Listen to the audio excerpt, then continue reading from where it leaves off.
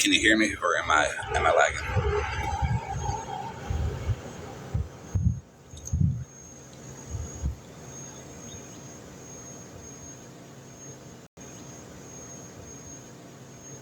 Hey, Pedro, how you doing?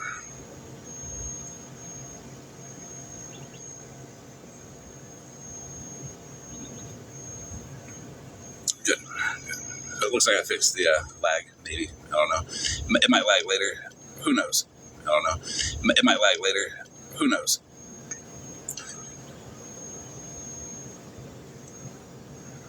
But today, I'm going to teach everybody how to be creators, just like Holly Mae, Voices, Regina, Pastor Petty, Smashley, Dora, Stephanie Shannon, Sunshine, Scammy Claus, and many, many more.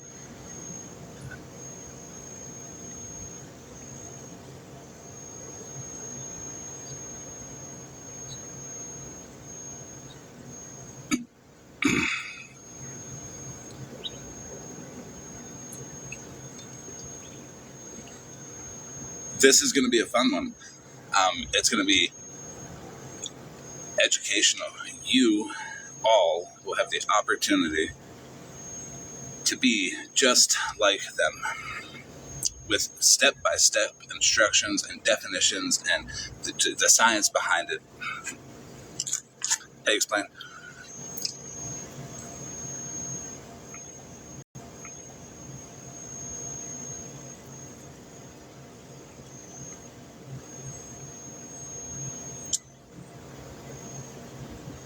Oh no, Britt, I lost my other account. I posted a video that wasn't so nice about a person that wasn't so nice, and that was an instant takedown.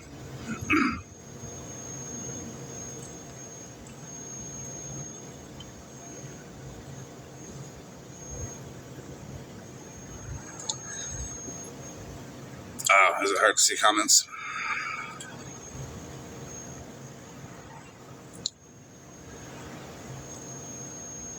If somebody wants to take up the box so the comments can be shown.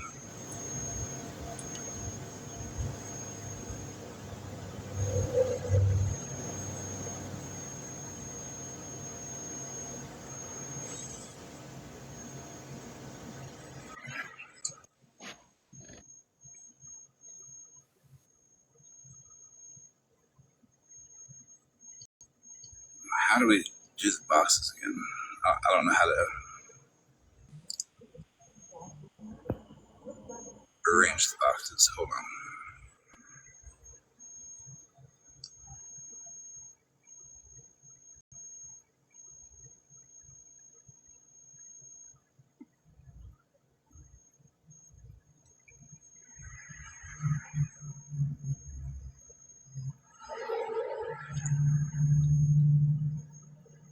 And we're going to know exactly who we're talking about.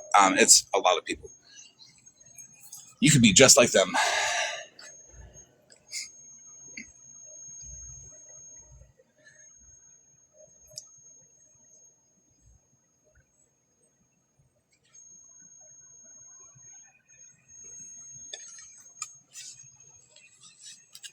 This is what they're doing. They've just seen other people do it and the results, and they're mimicking the behavior for the results that they've seen.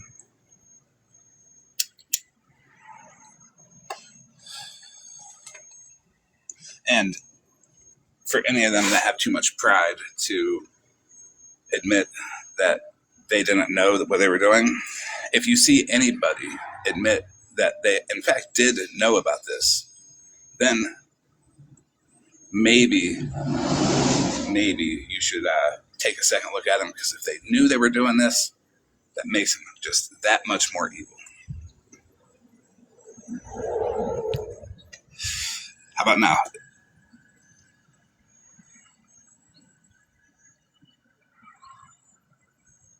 Yeah, we gotta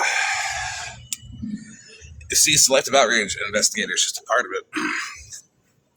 If you Google a term called effect heuristics, That is a mental shortcut that we all have, where emotion outweighs any kind of critical thinking that makes you make snap decisions. So when people are put into an emotional situation, like I just broke my arm, it kicks in and says, oh my God, emotion, emergency, go to the hospital. But people on TikTok and other places have learned how to use it.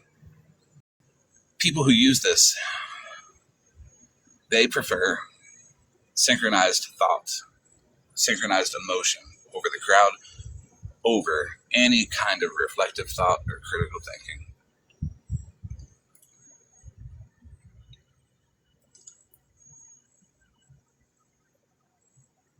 When people are live and they do it, it opens up another, like aspect of it, because it's right there. It's in the moment. It's in the second. People do it in videos, but doing it live is much more effective for smaller creators, because you get the real-time feedback. They get rewarded off of the feed, whether it be, somebody that they've already labeled something emotional or awful, some trigger term. They go into like a time-sensitive, like sense of urgency. Like, we need to react right now. And then they say stuff like, my DV, to rile up the people, cause an emotional response, and make people feel the need to act right now.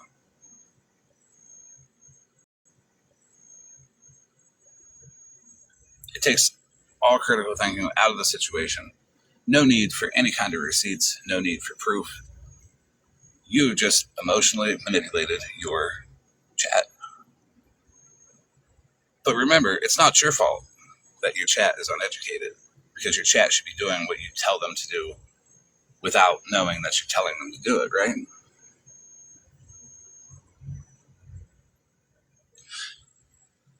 So we're gonna do a little example of this. I'm gonna pretend to be Holly Mae, Retina. Let's see who else does it. Scammy Claus, Dora, Smashly, Voices. You name them, you'll know them. Hey guys, this awful individual over here is talking about me, and it's just not true. They're lying on me, and you know what? We've all seen it, we all heard it, but my DV is just, it's affected. Boom. I suck at it because I don't take advantage of it, but it's just like that. Get emotional. You build a bond with your chat. You say things like, "Oh, it's always kids first, Holly Mae," and then never follow through with that.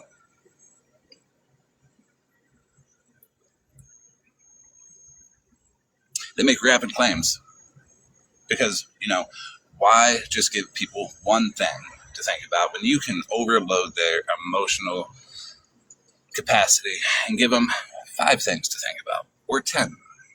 Because eventually they'll just say, "Fuck it, I'm gonna go attack this person anyways."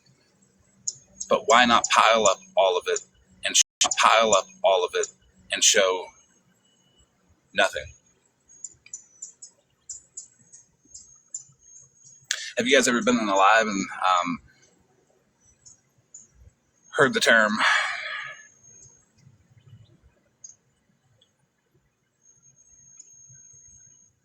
"this is what they always do," or something similar? Or have you noticed before receipts are shown, they kind of prime the whole chat with a negative? They get them thinking negative about what they're about to see, and then that ensures that even if it's cropped or there's no context, the overall view is negative because that's what was, planted.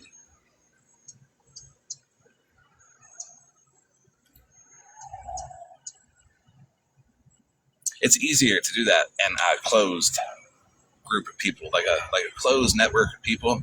like a closed network of people, like an echo chamber, which is why you see nobody wanting to have a constructive conversation.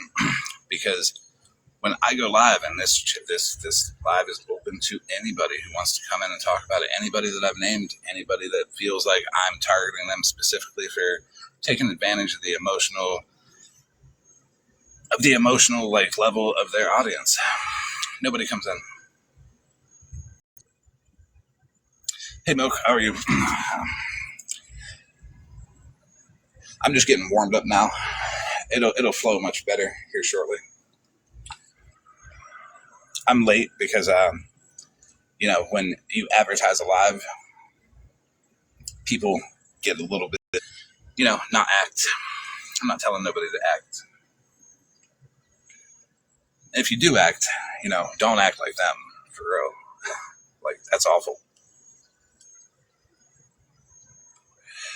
Yes, I am late because it's Bougie's fault.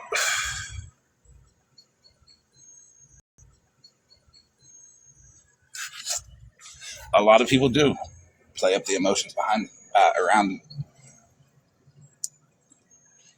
The best thing that I can say to avoid it, to stop it from happening, would be to remember. No action that you take is going to be fast enough to help somebody on TikTok. None. It can wait 90 seconds so you can get a clearer view and get your thoughts back together. Don't act within 10 minutes. Don't feed into it, because once you start to believe it and feed into it, then, well, you ramp up your own emotions, and then you start to do weird stuff on your own. And guess whose hands are clean? The person that put you there. Because it's your fault. How could it ever be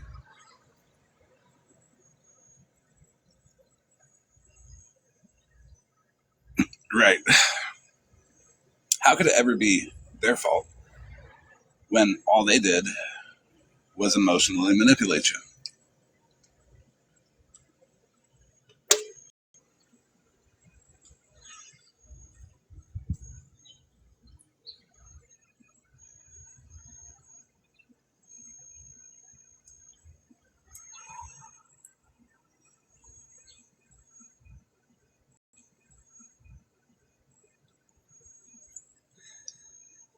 Oh, so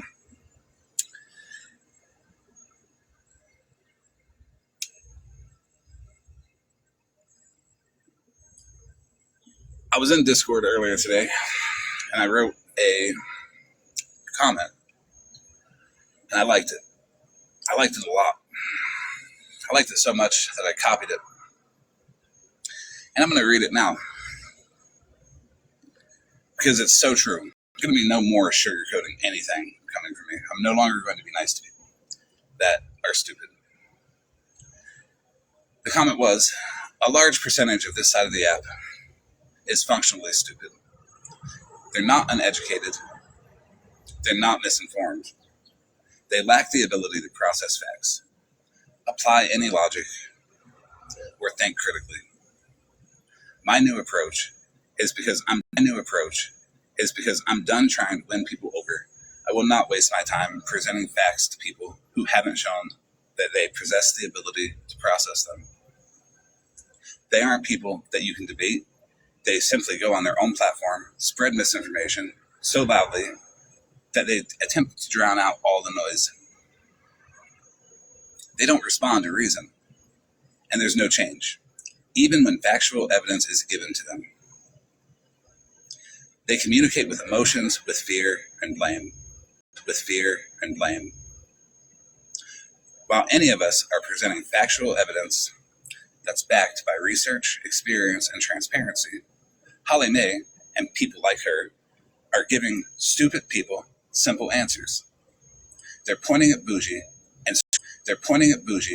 and screaming villain.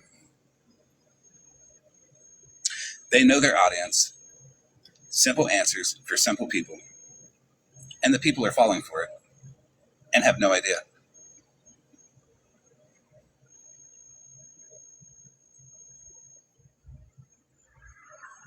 I want somebody to clip that, everybody, and post it everywhere. Because the more you post that, the more you take that and you say, he called us stupid, that's ableist. I want you to understand that I meant it with all of me.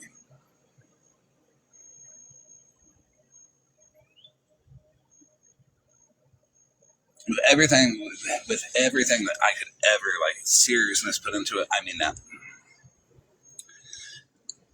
People are sitting in Holly Mae's chat and the Patreon chat and Petty's chat with their mouth open, drooling, waiting for their creator to tell them to go bark at somebody. They did a good job at training people. Even though I don't care, they can do what they want to me. Rally the troops against me again for the millionth time. I'll do what I do every single time. I'll ignore them because they're insignificant and they don't mean anything because they can't make their own choices and decisions. And I'll continue to talk directly to who I'm talking to. That's the best way to avoid it. You got people attacking you. They don't matter. What do? What do they have in this argument? They're protecting their creators so they can feel comfortable being emotionally manipulated by them. Good on them. Hey, Chaos, how are you? And we're going to go over one thing that they do to kind of set the stage. They continue it. It's propaganda. If you don't know what propaganda is, Google it. But you see it everywhere. You see it all the time. I'm going to go through the bullet points of what it is exactly, so I don't. They use conflict as fuel for views. Controversy triggers the effect heuristics section, the mental shortcut, to make people make snap decisions on who they're going to watch and who they're going to believe.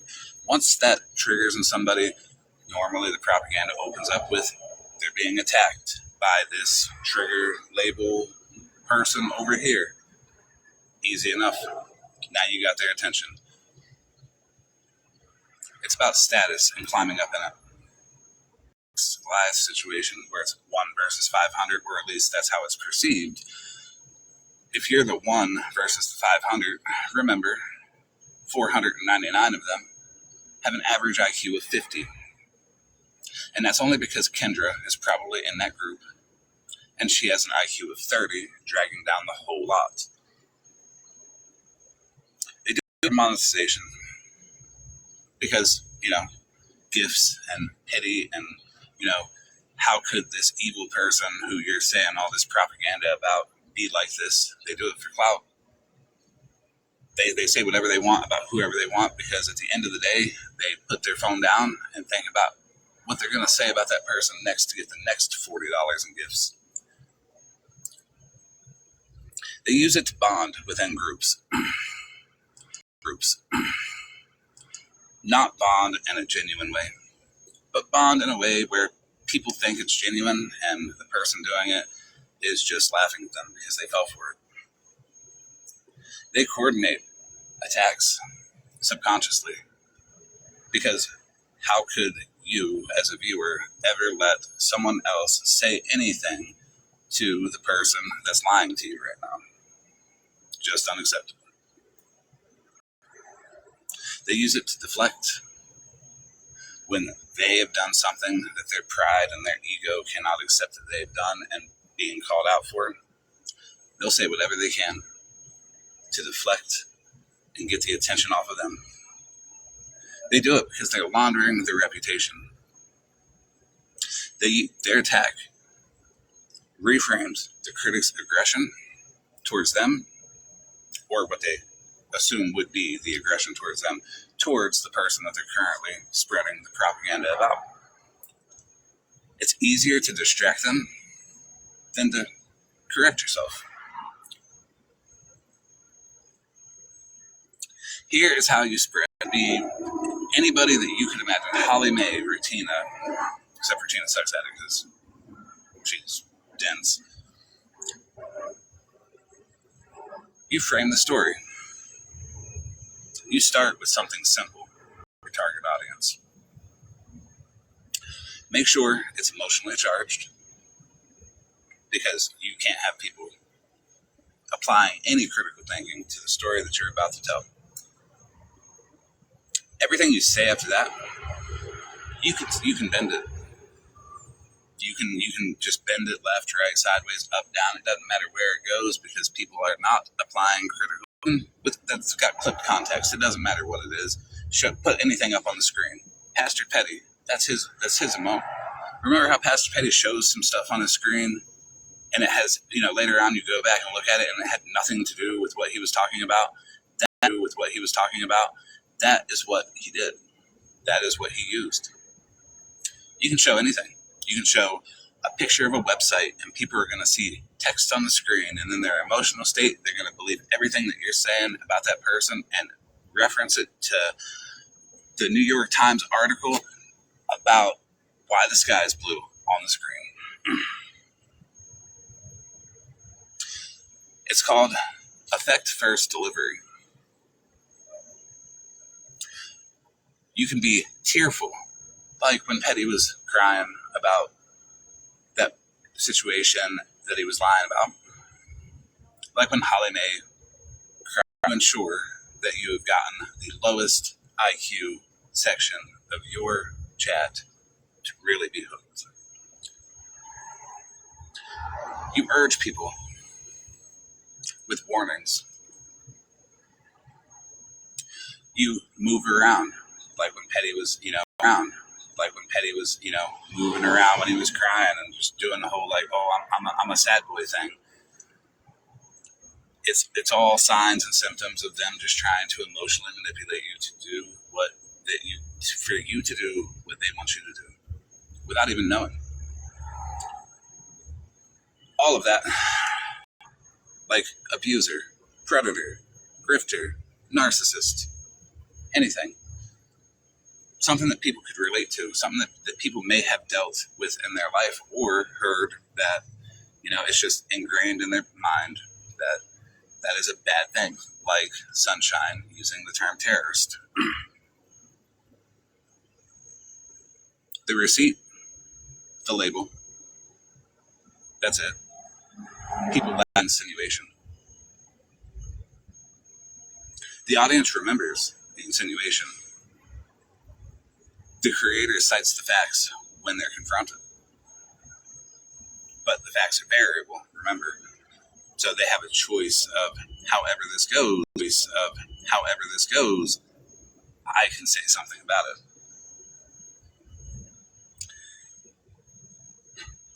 They pull out their truckload of receipts, which, whenever they do that, they don't. They promise it. They assure people that there's proof. But in their emotional state, they've already made the judgment that they believe this person. But the promise of receipts is reassuring. But the follow-through never happens, because they get what they want and isolate them in their own platforms, Patreon chats, lives. And they do this because it's a lot easier to spread these feelings within a closed group. Chambers are so prominent. When you go live, and we've all seen it, people are like, fuck you, no fuck you, but they're doing it from separate lives. Why can't they just go into one? Because the person who is lying feels far more comfortable in a validation that they're right, and hopefully get their chat to attack the person that's coming after them for telling the truth on them. They use a lot of Darvo. Darvo is a technique. It's pretty much reactive abuse. They deny, attack, reverse, victim, and offender. You attack them, they attack you with what you attack them with, or they deflect back on you using something that's just like a blatant lie to emotionally charge their chat. and get people to believe them. And get people to believe them. You become harassed the moment you question their motives. They rely on their chat, spamming comments, reinforcing the negativity. That's why you see all the backup accounts that are in the chats that never get taken out, being so negative about the person that they're talking about. It's not healthy. But they do it to reinforce other people that there's so many people that agree, so they may as well agree to. They use it to make a narrative look. And, it makes arguments become consensus-backed when there's so many people that are in the chat that are spamming these comments.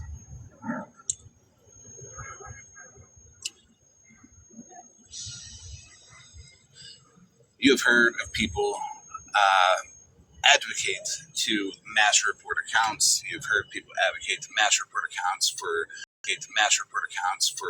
the being under 13 terms of service thing, because it's a lot easier to get accounts taken down if you do that. That is a tactic that people use to get people to quickly get rid of their opposition. When their claim is weak, they can always move to another one. A new accusation is just as easy as making a new TikTok account. They keep the same villain narrative. And the audience retains the same vibe of something's off. They have selective empathy. They borrow from credible clauses, whether it be mental health, anti-abuse, safety, as moral cover, while using tactics that erode everything about what they're using.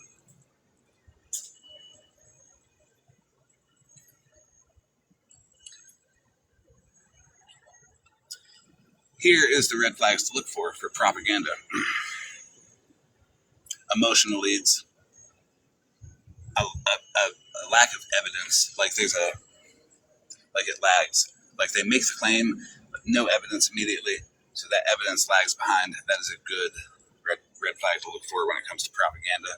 Other creators live, unless, and they use terms like, well, he can come over here, and then immediately gets blocked. They want to be able to mute if you don't get blocked. They want to be able to make it out to where you're not able to get your side through. And the chat just thinks it's funny. They deserve it because of all the stuff you've said about them that was live before. Go ahead, mute them mid-sentence. That's the kind of stuff that they do. We've all seen it. They use screenshots that are clipped to push the narrative. If you don't see the whole screenshot, if you see a screenshot of a text, but they won't show what was said before, what was said after, or they're not releasing the whole thing, there's a problem. That's cutting the context out. They don't want you to see the context because you might use critical thinking and be able to logically say, well, with context, you're lying.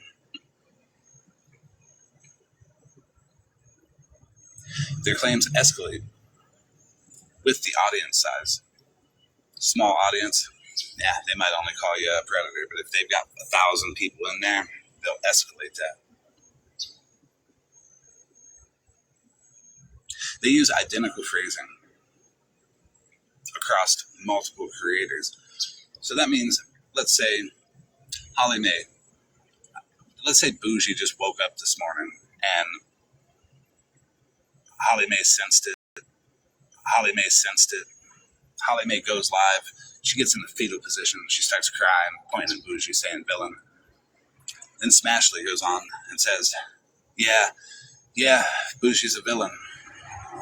That's the resolution. The demands for resolution are always vague. They always change. There's no apologies. There's no receipts. And receipts from the people who are being honest never count when it comes to the people. They base their content off of metrics, not material. If it gets them views, they'll do it again to someone else. If it doesn't get them views, well, it looks like they were being too honest, and that's boring. They use silencing behaviors, blocking, disabling comments, mass reports, and they frame it as like, community safety. How is it community safety if you're shutting off the comments when somebody's talking about somebody? So when a creator shuts off the comments, look at the reason behind it.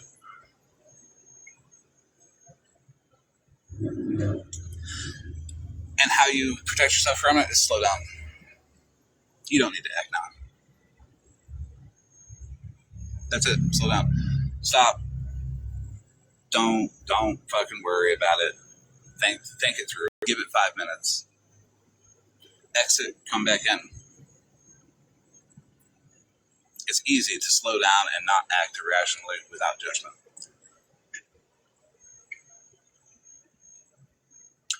Consider the source. How many times have they used this to rally the troops? How many times have you seen this creator use their platform to attack other people? Remember that. If you accidentally fall for it, it's okay. But after, you might want to reconsider your thoughts on that creator that used you to do that.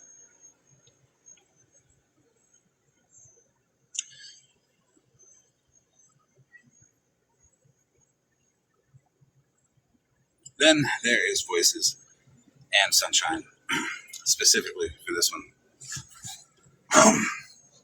These are the two most recent people to do it. But we see it all the time. I get this all the time because I'm a guy. Whenever the argument runs out of steam on the other side, they say, well, they sexualize the friendship. It's a very sexist argument. And it doesn't work with me because whatever. Like, I don't care. I don't care what stupid people say. And I'm generalizing people when I say that. I truly do not care what stupid people say. A stupid person to me, the definition of a stupid person to me is somebody who cannot process facts, who will look at a factual statement and deny it. I don't want them people around me. If I'm wrong, I would like my people to tell me that I'm wrong. But some of us can't handle that. Scammy Claus, Voices, Miss Sunshine. When they do that, when they sexualize something that is not sexualized, they intend it with shame. They intend it to shift the focus by saying, well, that's morally wrong. He's only doing this because, or she's only doing this because. They try to change the perspective of some people. It rarely works. And I'll tell everybody why it rarely works. Because we have 100 people, maybe, that actually pay attention to what we say on the internet, on TikTok. They're using tactics that people with 1 million followers get used against them, and that's when it works, because then you have a larger pool of people that will start to spread that narrative a little more. At the end of the day, none of us who are arguing or bickering like Holly May and Pastor Petty are anything on this app. We are people who attracted the attention of a couple hundred people. Some of us appreciate the people. Some of us try to emotionally manipulate the people. And if you can differentiate from who is trying to emotionally manipulate the people to do their bidding, from the people who just want to have fun and is tired of all the bickering and tired of all the argument and tired of the fact that if they can't have a conversation and shut their damn mouth, they keep going. There's motives behind it. And that's why I'm going to pick apart the behavior of first Holly Mae. She's going to be an example because she's the one that says, for the kids, just to bond with the chat and make people think, oh yeah, that's her beliefs, me too. It never follows through. And then I will move on to other people too, because let's be real, I've got not much better to do. My content has never been consistent on one topic. It's always been consistently me just releasing whatever I believe is funny and hoping for a laugh. But I think my content's going to shift. And that content is going to be systematically picking apart the actions, words, and behaviors of one person at a time.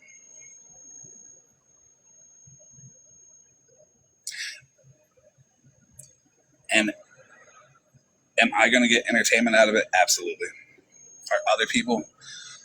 Absolutely. It's going to teach people the things to look out for. So in short,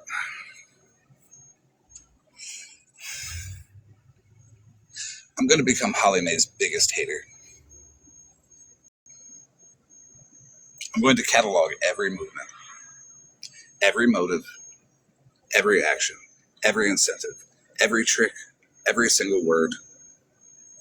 I'll break down the tone of her voice, the breaths that she takes mid-sentence, the spacing between her words, the octave shifts up and down, the trigger time that she says, huh? Every time that she clears her throat, I'll make sure to put that on there too and tell people why she cleared her throat at that exact moment, at what part in the sentence, and what it means.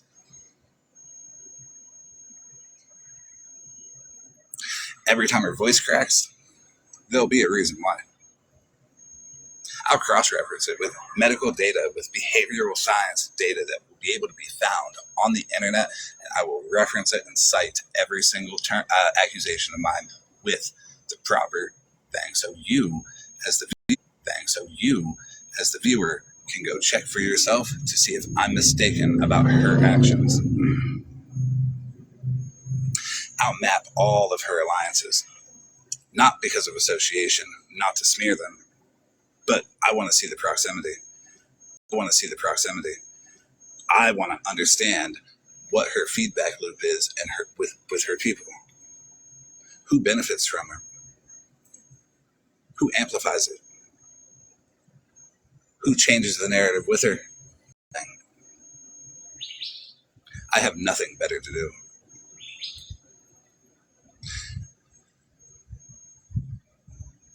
Trust me, I have nothing better to do.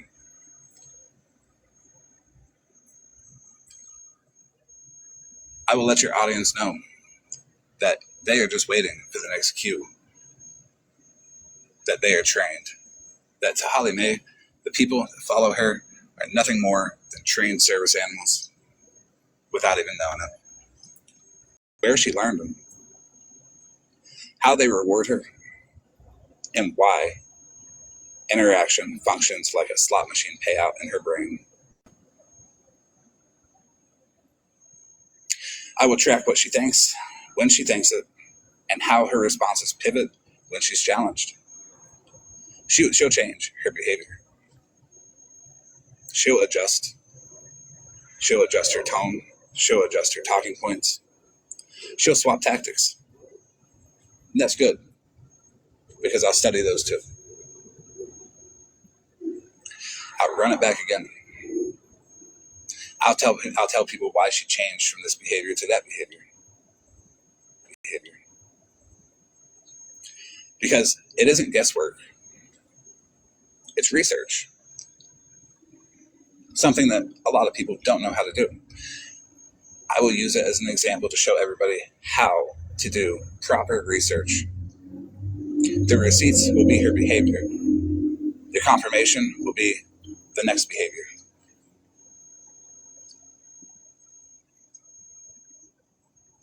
Anybody can fact check it.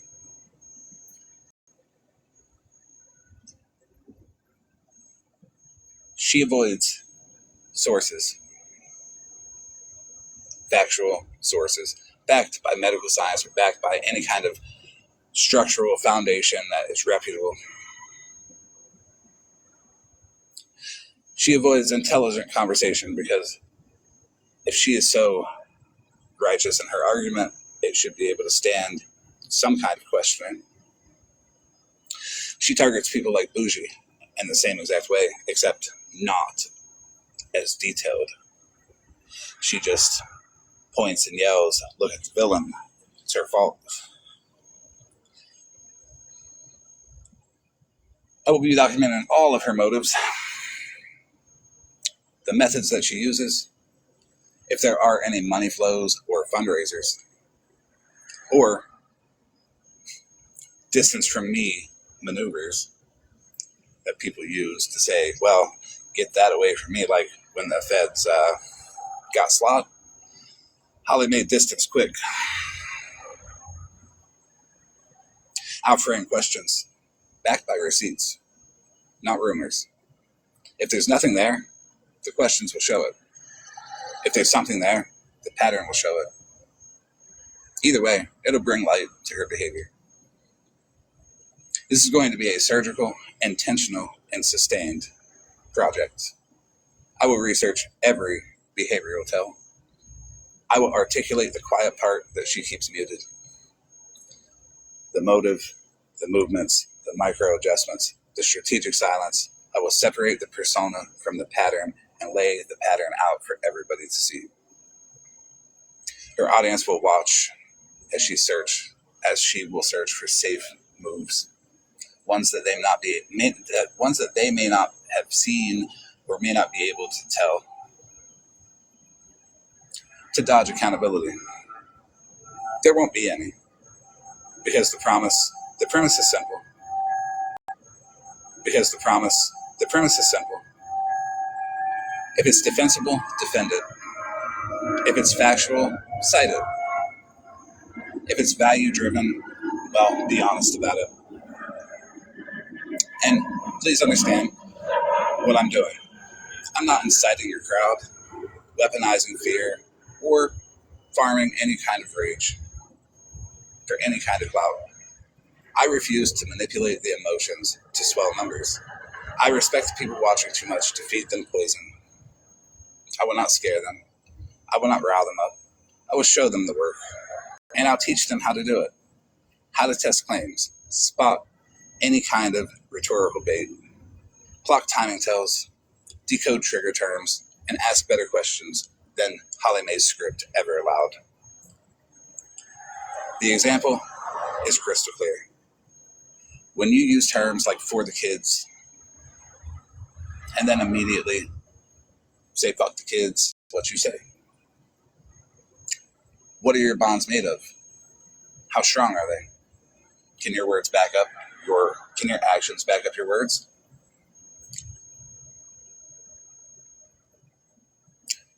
Whenever behavior for the better. Everything she can do, I can analyze better. She will become self-conscious. People will watch differently. They'll hear the octave shifts, recognize the beat, and stop confusing volume with that. Accountability is a moving target until it isn't. This is a character study, with the receipts being her actions. And after the sea. So the story that she can tell can finally meet the facts that she avoids. No fear, no anger, no manipulation. Just focus. Not for the kids, Holly Mae. It's for the bond, right? It's so you can have your audience like it just a little bit more.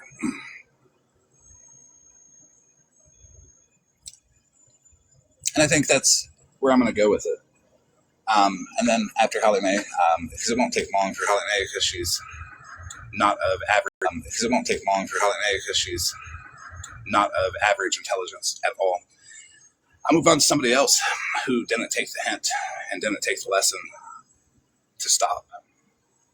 If you seriously have a problem with somebody, have a civil conversation. That's all it takes. Running away and screaming that somebody's this or that or the other is not the way to go about it.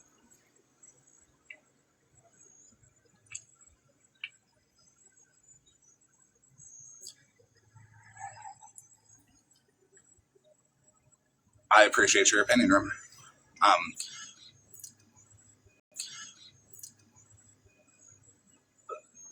With that, everybody can thank and still like her.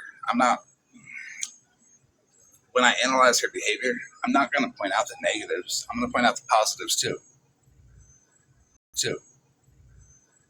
I'm going to point out where she could be a good person. Because I think inherently everybody's got it in them to be a good person. But I just see through the good persona that she puts on. You know, taking a drink of water and Holly Mae is in the fetal position, screaming that Bougie's evil. She could say, hey, Bougie, I think this about you, privately, and have that conversation.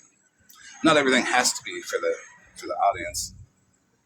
200 people in a live adds a zero positivity to a constructive conversation unless rules are set out. When people prime their audience with negativity, that's what causes the conversation to go south, because everybody wins. You can't do that, because if you let them critically think, they're going to see that you're wrong. Am I wrong for breaking down Holly Mae's behavior so detailed? Yes, 100%. People should be allowed to exist as they are, who they are, authentically.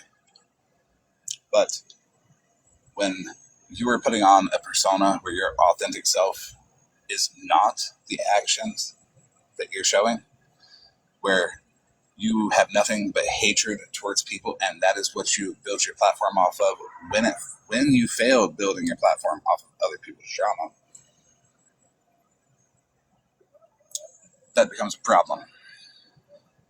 Holly Mae is not living her authentic self, and this will help show her. This is what your authentic self is, and authentic self is. And if anybody has a problem with it, I'll do it to them too, because I'm bored. Nothing malicious. We're just going to figure out who we are. People can do it to me.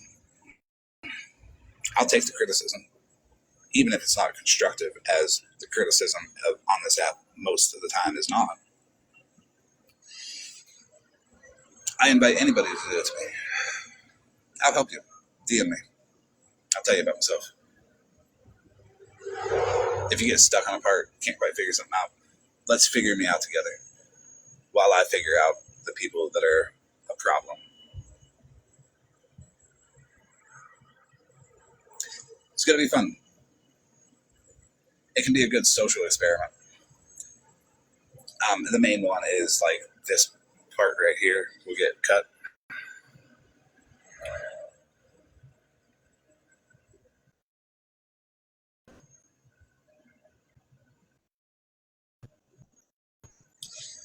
I got reported for being inactive.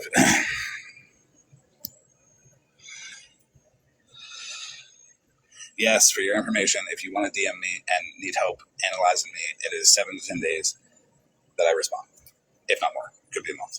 I don't know. But that's part of the behavior. Like, how long does it take me to answer DMs? Why does it take me that long to answer DMs? You can break down every single bit of me and put it on the internet to show, and people are going to look at your results and say, yeah, we know. I'm confident of that. But Holly Mae, your results, everybody's going to be like, wow, that really is her. That's what she does. All the stuff that I'm talking about with the propaganda and the affect heuristics, that is what people abuse to get their way. And I think it's the dumbest thing ever. Like, at some point, you can just leave a motherfucker alone. Obviously, if I have not spoken about you in a minute, I have moved on. If I have affected your life to the point where you feel like your entire existence is getting on TikTok and talking about me, well, I didn't know you liked me so much. I didn't know I mattered so much to you. I don't talk about everybody all the time because they don't matter. And trust me when I say, when I break down Holly Mae's behavior, she doesn't matter to me. It's just a hobby. Just like the people in her chat, they're a hobby to her. She sees what they can make them do, how she can make them do it, and why she can make them do it. And she gets the benefit out of it. The same woman that put Artie's story, DV's story, on a green screen in Smashley's Live and said, "No, I didn't." The same woman who, well, lies all the time about so much. And people believe her because people want to like her. And that's okay. If you want to like her, awesome. But she should be more honest that she is a character on this internet, not some real person. Because real Holly Mae will be shown. Behavioral Holly Mae will be shown. Patterns will be shown.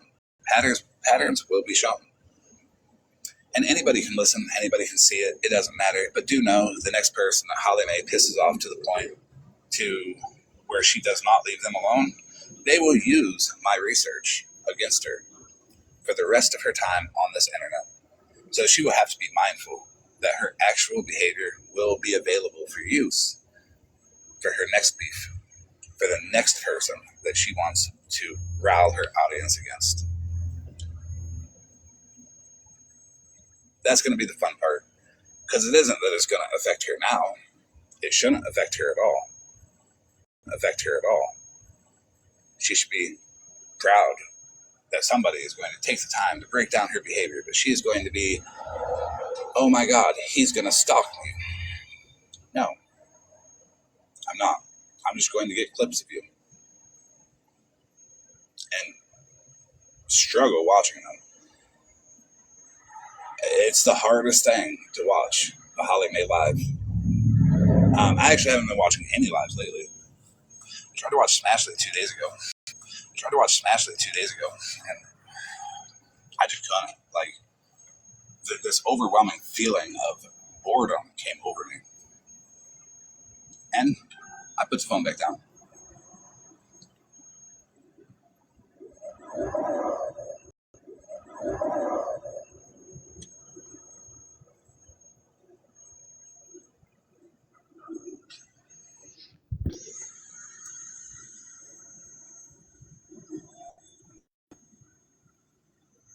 To like Holly Mae, it's totally fine. Don't argue about liking Holly Mae. Liking Holly Mae is not a point to argue, because we're all allowed to like whoever we like. I've always been that way. Don't not listen to Holly Mae. Go listen to her. Go watch her live. Go see what she does. See it for yourself. Experience that person for yourself, and you'll see what I'm talking about. That's the confidence in my argument. As people say, don't go talk to Florida Man. Why? Why is that? You're not very confident in your argument if it won't hold up to my response. I'm confident in my argument. Her behavior will hold up to what I say. My accusation will hold up to her response. I guarantee it. Go watch Holly Mae. Follow her. Send her gifts. Make her feel good. See the behavior. Make her feel good. See the behavior change. Notice how it switches when she gets a little bit of heat on her. How it turns into all her and poor me, pity me. Take 90 seconds to really think about your decisions. Don't fall for it. Don't make snap decisions. Use critical thinking. Because that is what Holly Mae cannot combat, is critical thinking. That's why you don't see her taking a box and having a conversation.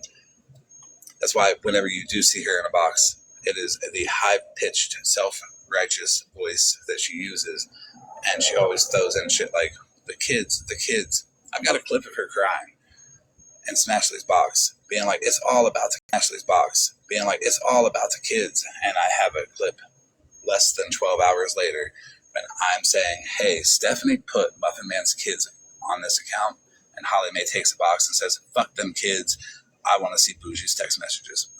If that right there isn't hypocrisy, same day, I don't know what is. That her crying and saying it's all about the kids wasn't just to create a fake emotional bond with the people that were watching. I don't know what is. Why is it okay to say fuck the kids when it comes to Bougie's text messages that I never released, by the way, and I never will?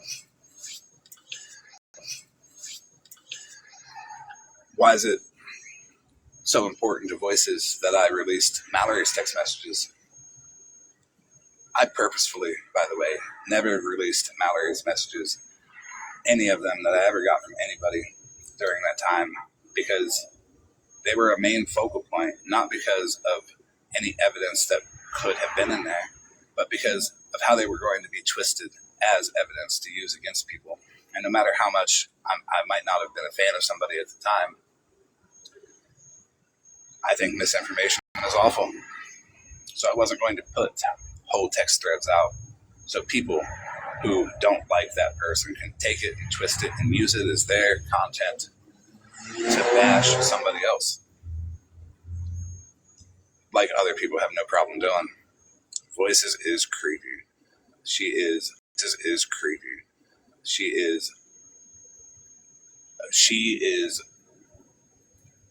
someone needs to do this behavioral shit on her. I probably will eventually. But I don't really want to watch her because I think she wants to steal my van. I think she's got a shittier one, and Mallory was correct when she said she wanted to even get on this internet and do and say the stuff that she does and think that people respect her. She's gross. She does. Skin, yep. No means no, voices. No voice from voices. Everybody should be allowed to talk and say what they want, but watch the content. Don't purposefully try to rally people against people. What? Because me or somebody else talks and you don't like it, you don't like what we say, you feel the need to lie and trigger your audience and try to get them to attack them. It doesn't bother me.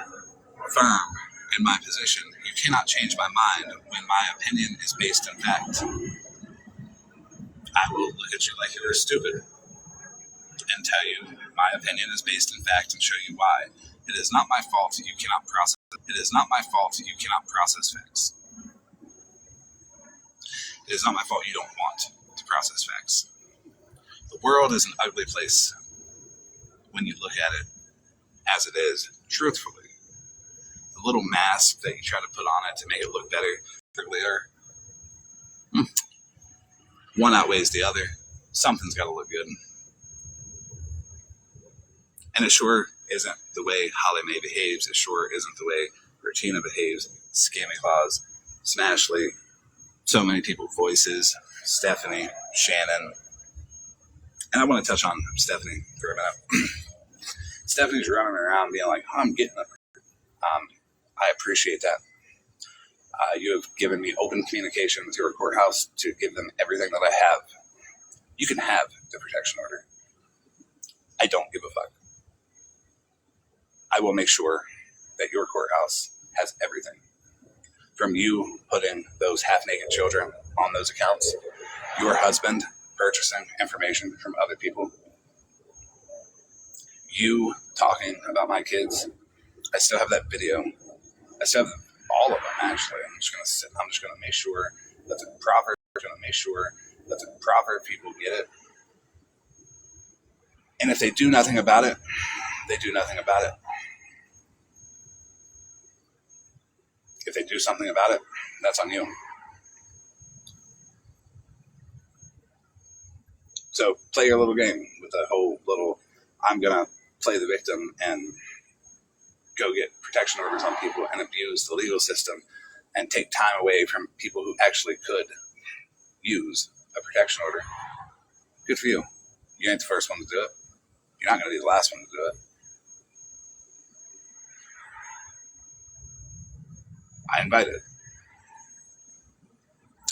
All you have to do is go to your local courthouse and say, how do I file for a protection order? Then you file for the protection order and you lie. You say wild claims on that thing and you hope they don't show up. That's all you do. It's that easy. You can say whatever you want. Protection order hearings are not based out of fact. They're based out of what you can make the judge believe. Or they're based out of the judge just being fed up and thinking that this is stupid because it's TikTok beef. But I would also like to warn you that courts have started to look for patterns for people who maliciously file protection orders and use them as weapons against people who continue to speak about them. A protection order is a shield, not a sword. And trust me, when it catches up to people, it will. I'm patient. I don't need the 10-second dopamine rush. I'm not conditioned to the 10-second dopamine rush. I'm patient. I'll wait. I'll wait and wait and wait and wait and wait. Wait and wait. Because when you take away the idea of TikTok being 10-second videos and you need that next little bit of endorphins to release, you remember that time goes on and that what is an issue this minute does not have to be solved in the next minute. What is an issue right now, it can be solved in 2 months. It can be solved in 6 months. That's okay. Wars last for years and years and years. Wars don't end in 10 minutes. But on TikTok, wars start when you want to tell the truth about somebody and they cannot set their pride and ego aside to admit that they're wrong.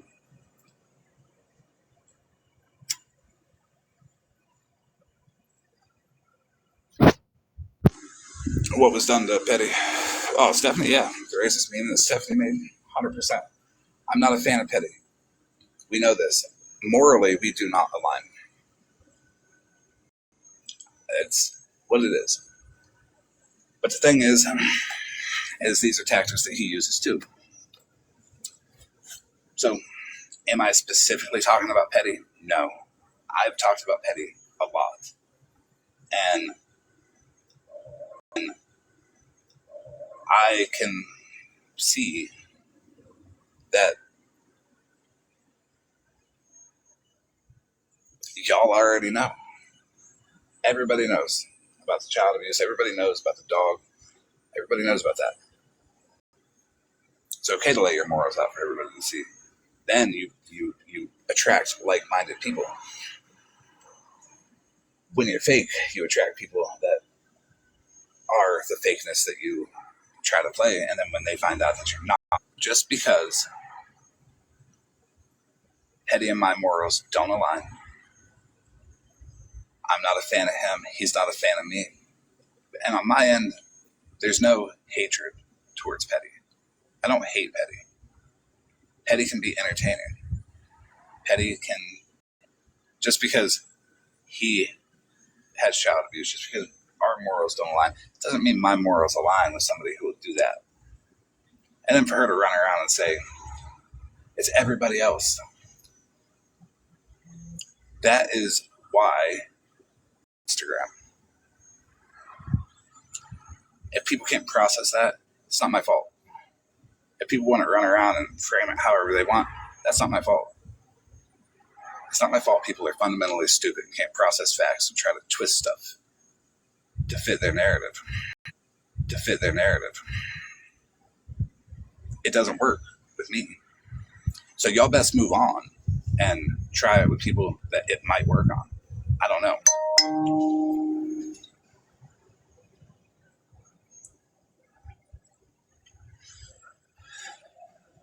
with Dora doing all the weird shit that she'd be doing, like she's like sits on this moral high ground, but then yet there's several accusations floating about of her skimming money here, there, and everywhere else.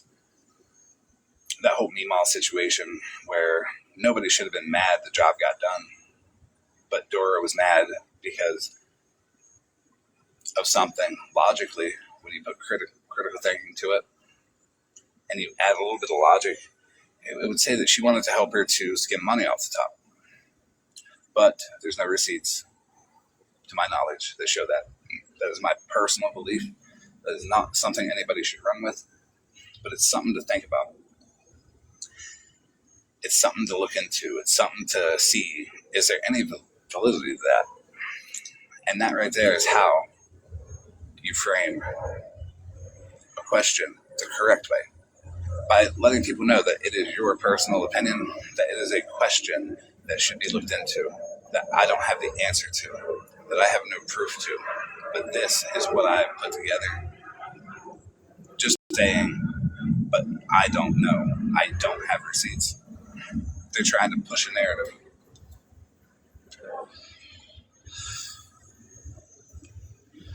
The Desi stuff is disgusting, honestly.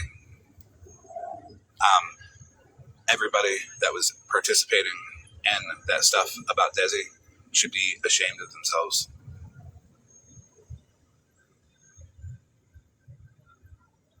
Yeah, just like the battle donations to Meemaw, all that.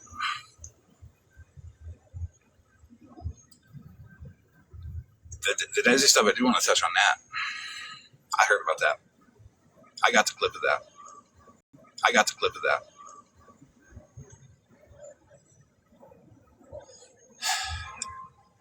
Two people can be wrong at the same time.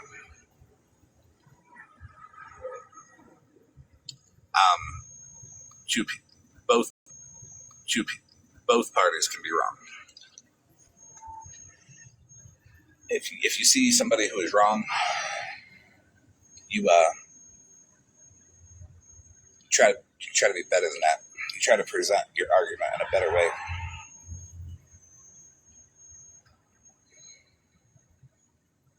You don't stoop to other people's levels and go lower than them. And I know I do that. I do it on purpose. It doesn't make it right. It just makes it probably not.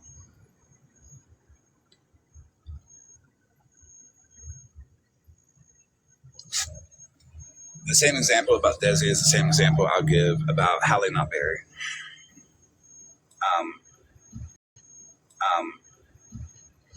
Shannon this morning wanted to go live and expose Halle Not Berry for being messy. If there's one thing that is guaranteed, the sky is going to be blue. The same can be said about Halle Not Berry being messy. We know. Everybody knows. It's called being accommodating to people. Obviously, if there's a history of being messy, don't be messy. Don't allow it to happen. Don't put it out there in the public and try to get clout off of it. It's weird. I will. It's weird, and this might be an unpopular opinion, but I have them. Halle Not Berry is not an inherently bad person. She needs people around her that are going to coach her in the right direction, that have the patience to do so, and the knowledge to do so. Me, personally, I don't know how to do it. A lot of people don't know how to do it. But for people to closely associate with somebody who they know will be messy for them and then turn around and leak it, it's wrong. It's weird. You got to be more accommodating to people. You can't do that shit. It's weird. Same goes for Desi. You have to be more accommodating to people. You have to understand that not everybody deserves the same response you've given to other people. Not everybody deserves the same vile, only just for clout.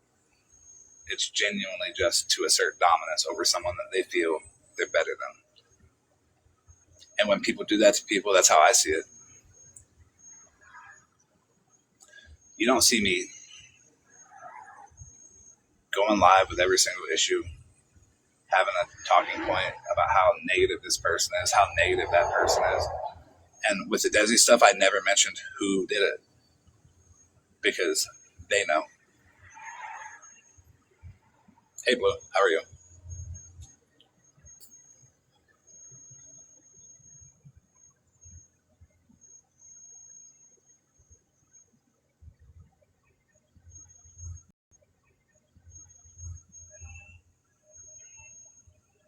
Yeah, 100% room. Like, it's a good example too, because you don't have to agree with me for me to respect your opinion. Respect your opinion. And I want everybody to see that, because that's how this should go. You can still be good with people that you have a disagreement with. Disagreements aren't attacks. Disagreements are, well, we can talk about it in depth. Me and Rem can have a 5-hour conversation about this. I may be wrong, though, my opinion. My opinion is based solely on my thought process and the facts that I know. There may be facts that I'm unaware of. I don't know everything. Rem might know something that I don't, which has caused Rem's opinion to be what it is, and I have to respect that, as does everybody else, because that's what conversation is about. Agreeing, disagreeing. Hey, Animal, how are you?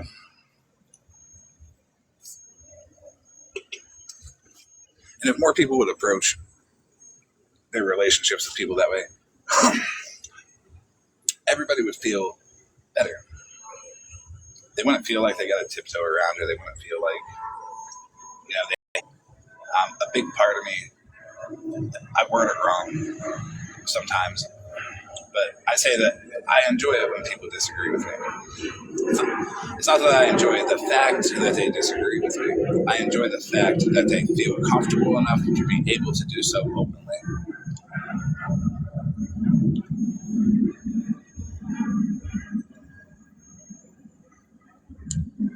Can anybody else, like Petty? Can Petty say that people are comfortable enough to openly disagree with him? If you follow Petty, think to yourself, am I comfortable enough to openly disagree with Petty? To take a box and say, I don't agree with you. I dare you to do it. That's when Petty becomes entertaining, is when someone disagrees with him and he gets all huffy and puffy and lets 6 people up to attack you. Like, you become part of the entertainment.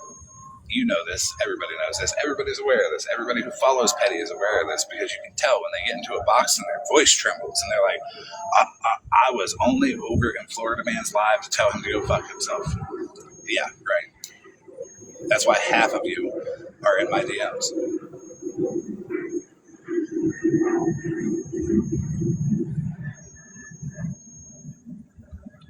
He will get people to dog pile you. And he does it in a way where he has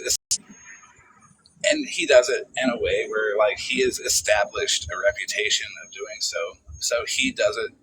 He just has that. People know. And when he flips on me, he's like, I'll block everybody that even associates with Florida Man. That's a bad look. Like, you actually got me more people, because they were like, I wonder why. I don't advocate against people going and watching Petty. By all means, go and watch Petty. He tries to, he attempts to do it in a way where he's like, this is a character. This is a news show. this is just entertainment. He does say that stuff, so I will give him that credit. That he tries to let people know that, this is not reality. Suspend your disbelief. But where I won't give him credit is the manipulation and all that stuff. Be honest with yourself. The child abuse shit's weird. Like, don't lie about that. Just be honest about it. The dog stuff is also weird too. It's, the dishonorable discharge. Just be honest about that too. I know what it's for. Like, I know what it's for. So, there's not many things that you can get dishonorably discharged from the military for.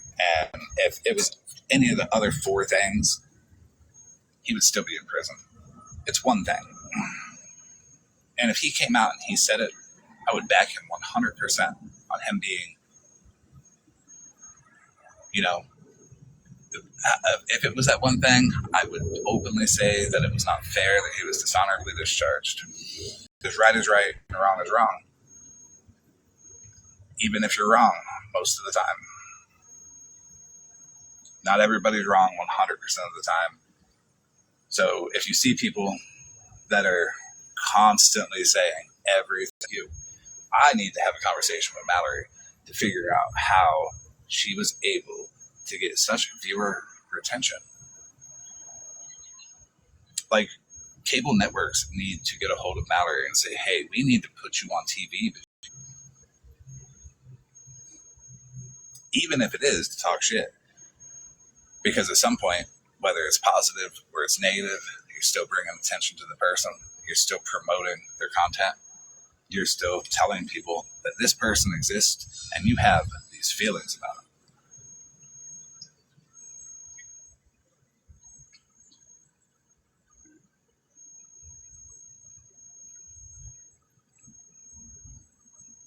And Petty's views are way down. Yeah. And Petty's views wouldn't be way down if Petty was just honest. If Petty would have got out of jail that day and been like, yeah, I did 120 days of child abuse. This is the story. People would have been like, at first, they would have been like, that's rough. But then you would give people time to think and time to, that emotional response when you tell people it does not last forever. That's why I say take 90 seconds the next time Holly Mae jumps up and says, my DV, my DV. Take 90 seconds. Understand that Artie's DV was shown to start mimicking people's opinions of other people to them. Holly Mae's DV matters as much to me as Artie's DV matters to her.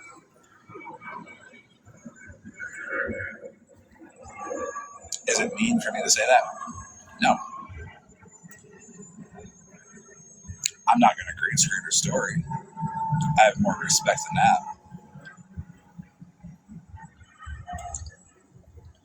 Right, Christina, about Petty. A redemption story would be interesting. Like, and it's not like, I think Petty mistakes, like, putting it out there because Petty has that entertainment factor to it. It's not all the time. He can be boring, but everybody has off days. But it can be entertaining. It's entertaining when he uses the people that are entertaining. I'm saying Petty's content is inherently bad because he did what he did. It can be funny. And a redemption story, I think I would probably watch it too, honestly. It'd be a good storyline for him. And it would bring transparency to who he is. Because when you're kind of like a public figure, you kind of do need to be pretty transparent about child abuse, for sure, and animal abuse. Just my opinion. Dishonorable discharge. You gotta be honest about that stuff. Nothing is the end of the world, except for a few things. We all know what that is, though.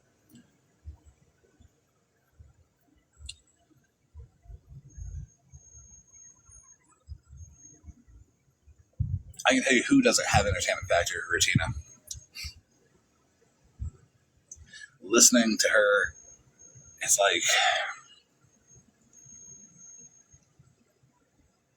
I can't even equate it to anything because it's just so. She's talking again. What gross shit did she do this time?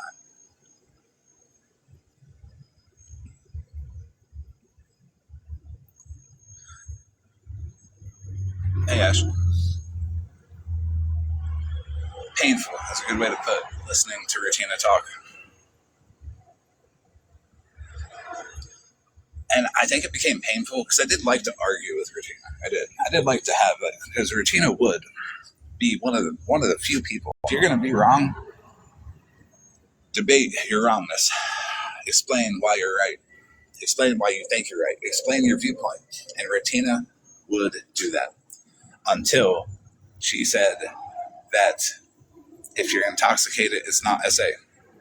That if you're intoxicated, it's not SA. And then it's just like, ooh, gross. Can't do that. Double down on it, triple down on it. Holly May co-signed it. Everybody hit it. Everybody was like, well, no. That's not behavior to co-sign. That's not behavior to say. It is considered SA. If you are not sober enough to consent, it counts 100% of the time. And to tell people that you believe it doesn't is awful. And it bothers me.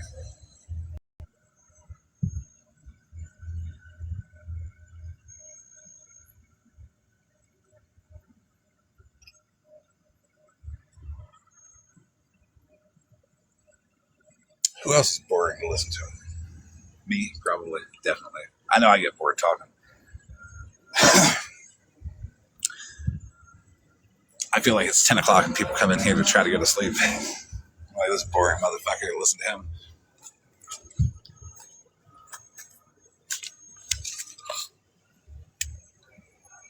My God. And I'm not saying Malibu's a bad person either. But not my style of content for sure. If I wanted to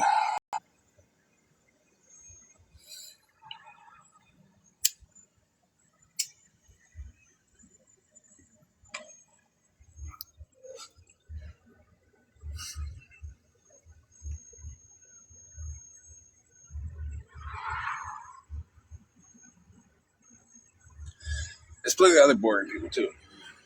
It's okay. It's okay to be boring. It's okay to not be entertaining. I'm boring. You are. But accept it. Own it. Some people like boring content. Like, it just doesn't pique my interest. It's not my entertainment. Nothing about it, like, is stimulating at all. No comedy, no insightful thoughts, no dialogue. Just the thought of that poor popsicle and what it must have went through.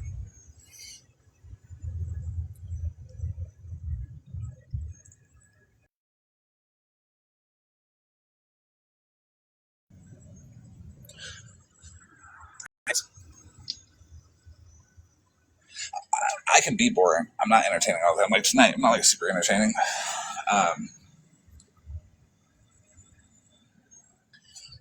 I'm not boring when I get inspired to make Miss Sunshine into a piss drinking goblin. That's for sure. That's going to continue to be a thing because Miss Sunshine is dumb. Honestly, like, she could just say, "Hey, I fucked up," and nobody would like say anything after I leave. But everybody would see that her behavior is awful.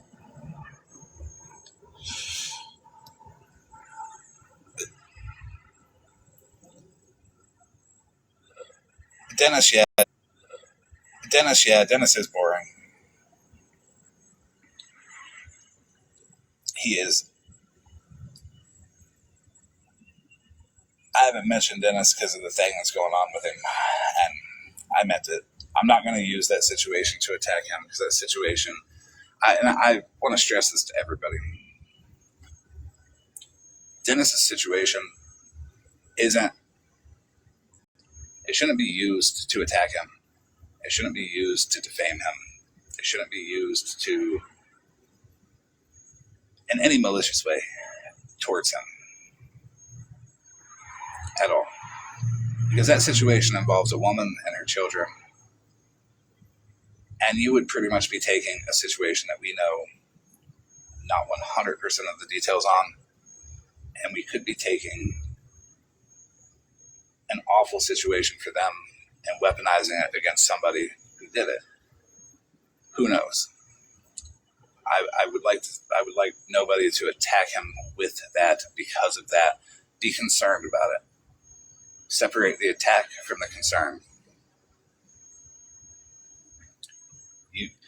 Right, Rez. I don't like him either. I never will. But we can separate hate from concern, attack from concern. We can separate that concerning situation.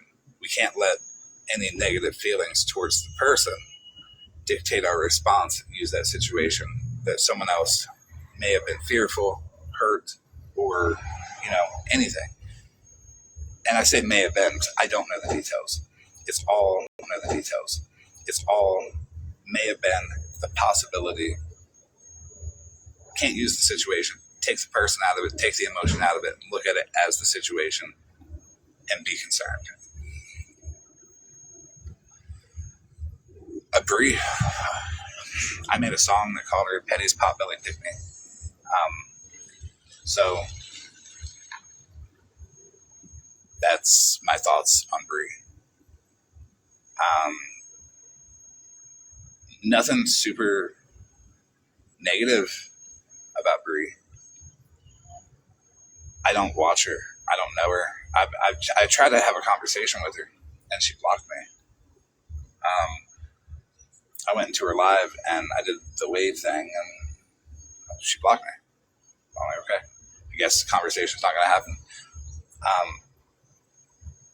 So nothing horribly negative about Brie.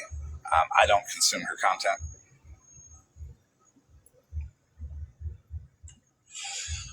Oh, can you guys hear me now?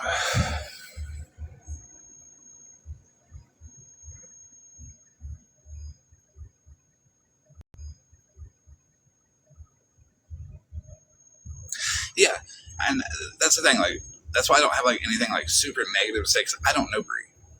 Will I make fun of Brie? Sure, I'll joke around. But people, too many times, people take jokes and roast as attacks, and it's not. Roast me back. Make fun out of it. Make content out of it. If I say this about you, you can turn around and say something about me. It's not going to get malicious. It's a way to gauge people's responses and how comfortable they are with themselves. No reason to get mad if somebody says a joke about you. And, I did that. And I realized that I made that song about her. And I went into her live to have a conversation with her. To be like, because I realized I don't know you. I never did talk to you. And I made that. But I got blocked. Boxes are open now. At any point in time, anybody can come take a box. If they don't know me, if you've ever been told to not talk to me, have a conversation. If you've ever been told not to talk to Bougie, have a conversation. Stop listening to people about who Brie hangs out with. All I know about Brie is she's in Petty's box, and she's a pick-me. Petty's pick-me. I can't say she's a pick-me for anybody else because I don't know.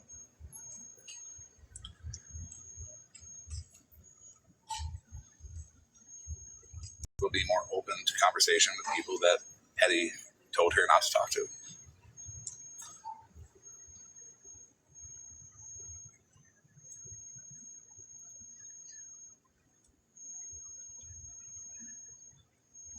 That's weird, Blue. Like, why are people getting mad that you're not being blocked? Like, I don't get it. I'll never get it.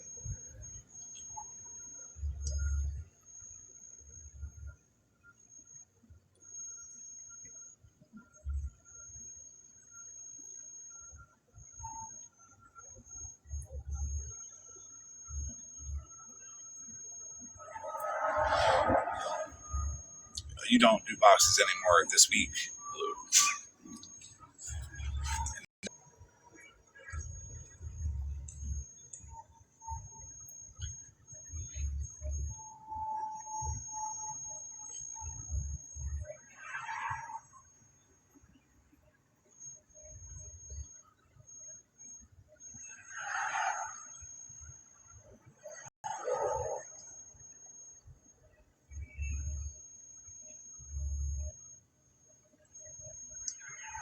I invited Blue to a box to see if they actually do boxes anymore or not.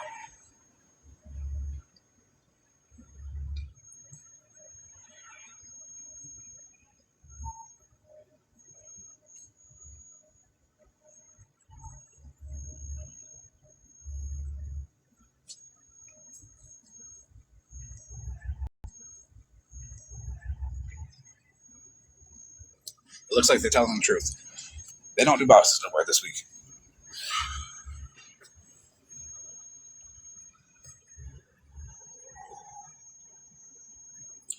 I am going to end it. I'm going to go over to Friends with Attitude. I've been requested over there. I was requested over there a while back. I had forgotten. So I'm going to go over there. Everybody should go over there. Hold on. I messed up. I need to say something emotionally triggering to make everybody do what I say. And then tell everybody to go over there. But have a good night. If you go over to Friends with Attitudes, I'll see you over there.